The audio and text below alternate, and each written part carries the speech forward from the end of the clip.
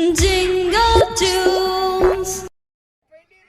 बहुत सालों पहले मंगलपुर नाम का एक गांव था। उस गांव के लोग कई तरह के व्यापार और खेती करके अपना गुजारा करते थे। सभी लोग एक दूसरे की मदद करते थे और खुशी से रहते थे। अपने नाम की तरह ही वो गांव मंगलमय था। लेकिन मंगलपुर गांव के बाहर एक घना जंगल था। एक दिन उस जंगल में एक बूढ़ी डायन आई। वो डायन रोज रात को गांव में आकर गांव की भेड़ बकरियां और पालतू जानवरों को पकड़ के जंगल ले जाती और उन्हें मारकर खाती थी। लेकिन गांव वालों को इसका कुछ भी अता पता नहीं था। इसलिए गांव के सारे लोग यही चिंता में रहते थे कि आखिर हमारे जानवर कौन चुराता है। लेकिन एक दिन उस डायन ने सोचा, बहुत दिन हुए मैं सिर्फ जानवर ही खा रही हूँ, पर अब गांव के मेरे सारे पसंदीदा जानवर भी खत्म हो गए और अब मुझे भी किसी छोटे बच्चे का मांस खाने की इच्छा हो रही है। ऐसा करती हूँ, अभी के अभी गांव में जाती हूँ और कोई छोटा बच्चा ढूंढती हूँ। डायन तुरंत ही गांव में गई और एक छोटे बच्चे को बोरी में डालकर जंगल में लेके जाने लगी। लेकिन तभी शिरपा नाम का एक लकड़हारा जंगल में लकड़ियां तोड़ रहा था। उसने डायन को बोरी लेकर जाते हुए देखा। उसे लगा कि जरूर कुछ ना कुछ गड़बड़ है, क्योंकि शिरपा ने इस बुढ़िया को गांव में पहले कभी नहीं देखा था। इसलिए डायन का पीछा करते हुए उसके झोपड़े तक पहुंच गया। अब डायन अंदर क्या क्या कर रही है ये देखने के लिए चोरी छुपे झोपड़े के खिड़की से शिरपा झांक रहा था। इतने दिनों से छोटे बच्चे का मांस खाने की मेरी ख्वाहिश आज जाकर पूरी होने वाली है। मैं जल्द से जल्द अब इसे मजे लेकर खाऊंगी।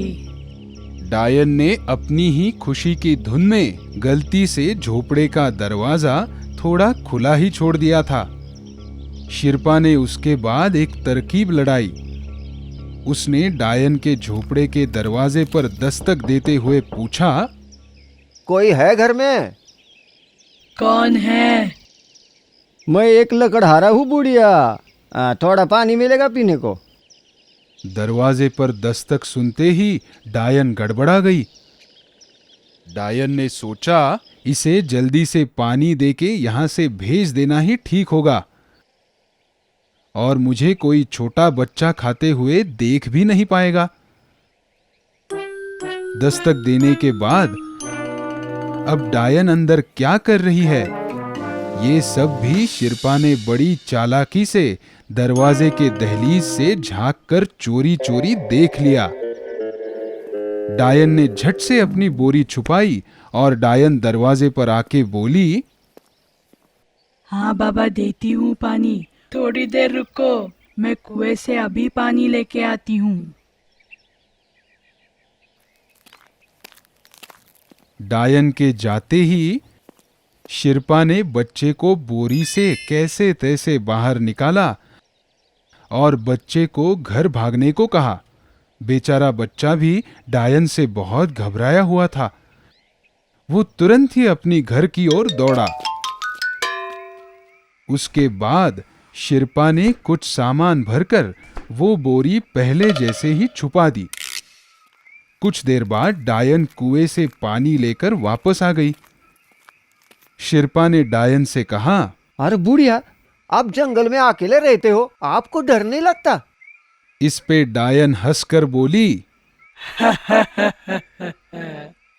डर और मुझे तुम्हें बताती हूँ, असल में मैं एक चुड़ैल हूँ। मुझे छोटे बच्चों का मांस खाने में बहुत पसंद है। वह बोरी देख रहे हो, उसमें मैंने आज ही भगाया हुआ एक बच्चा छिपा के रखा है। ऐसा क्या? लेकिन आप गांव की तरफ अकेले जाते हो, आपको डर नहीं लगता? गांव वालों ने आपको देखा और पकड़ के मारा तो? अरे मुझे मारना इतना आसान नहीं है। अरे मेरी जान तो इस झाड़ू में है। जब तक ये झाड़ू टूटता नहीं, तब तक मुझे कुछ भी नहीं हो सकता। ये सुनते ही शिरपा ने सोचा, अब अगर इस डायन से पीछा छुड़ाना हो तो कोई न कोई तरकीब तो लड़ानी ही होगी। शिरपा ने डायन से कहा, मुझे भी छोटे बच्चे खाना बहुत पसंद है। अभी अभी मुझे तुम्हारे ही झोपड़े में छोटे बच्चे की बू आ रही थी। ढूंढने पर मुझे यही एक बोरी में एक छोटा बच्चा मिला और मैंने तुरंत उसको सफा चट कर दिया। बहुत ही स्वादिष्ट था। वाह वाह, मजा आ गया। ये जानने के बाद डायन को काफी गुस्सा आया, क्योंकि वो छोटा बच्चा तो डायन खुद मजे लेके खाना चाहती थी। डायन तुरंत जाकर बोरी निकालकर देखती है तो सच में उसे बोरी में बच्चा नजर नहीं आता। वो गुस्से से लाल होती है और चिल्ला के शिरपा को पूछती है, तुम तो एक साधारण लकड़हारे नजर आते हो। जरूर तुमने ही उस छोटे बच्चे को भगाया होगा। मेरे सामने कुछ भी मत बको। अरे हाँ, मैं लकड़हारा हूँ, लेकिन वो सिर्फ बाहर के लोगों के लिए। असल में तो मैं एक मांत्रिक हूँ। मुझे भी काली जादू आती है और मुझे तो खाने में छोटे बच्चे ही बहुत पसंद है। आज तक मैंने अपने काले जादू की शक्ति से कई सारे छोटे बच्चे खाए हैं। डायन बहुत ज्यादा गुस्से से शिरपा को कहती है, लेकिन वो छोटा बच्चा तो मैंने खुद बड़ी मुश्किल से भगाया था, और तुम उसे कैसे खा सकते हो? वो तो केवल मेरा ही शिकार था। अरे बुरा मत मानो, मैंने आपकी शिकार खाई है।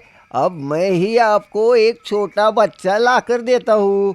अब आप गुस्सा ठंडा कीजिए और बस थोड़ा सा इंतजार कीजिए।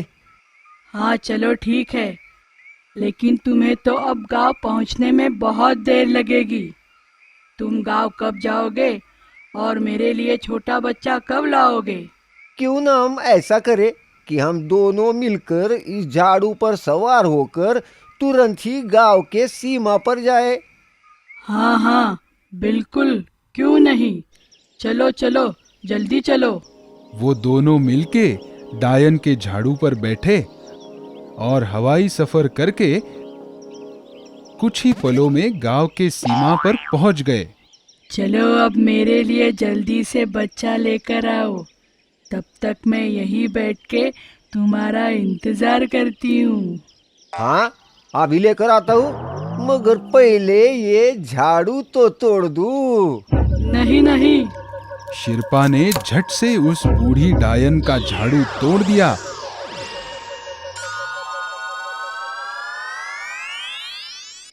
और उसे पीटने लगा। तब तक वो छोटा बच्चा भी गांव वालों को लेकर वहां पहुंचता है। झाड़ू टूटने से अब डायन को हमेशा के लिए मारने का रास्ता साफ हो चुका था।